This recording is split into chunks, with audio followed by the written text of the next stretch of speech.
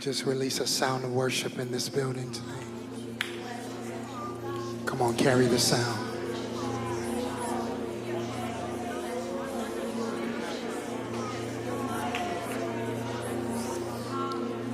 Come on, that's it.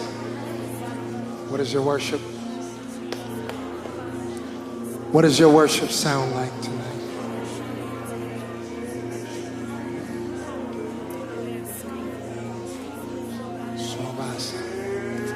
What does your worship sound like tonight?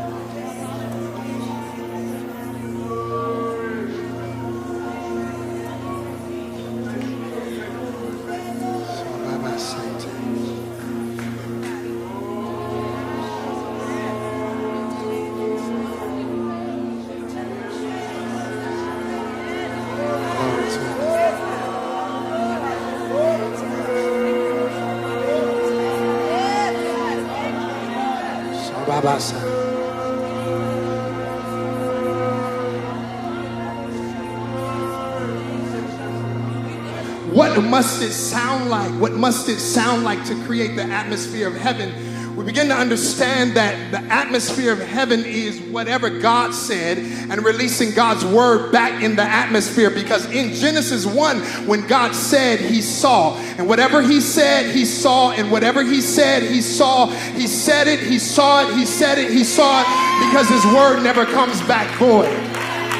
We begin to listen and think about God. Your word is so powerful that if we speak it and we decree it, that it literally changes environments and it shifts dimensions and it shifts and changes atmosphere. And so just as God said and he saw, we became his echo. And the echo of God is releasing back to God what he said in the earth, because what he said cannot return void. If I got 100 people in here that came to worship tonight, that can just release unto God what he already said to you. Come on, I need you to release a sound in this room. I need you to rehearse what God spoke over your life.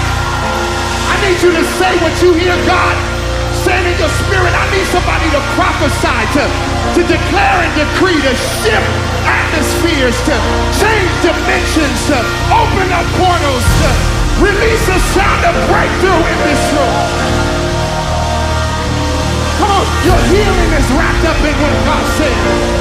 Come on, your breakthrough is wrapped up in what God said. Your deliverance is wrapped up in what God said. The favor of God is on your life, is wrapped up in what God said.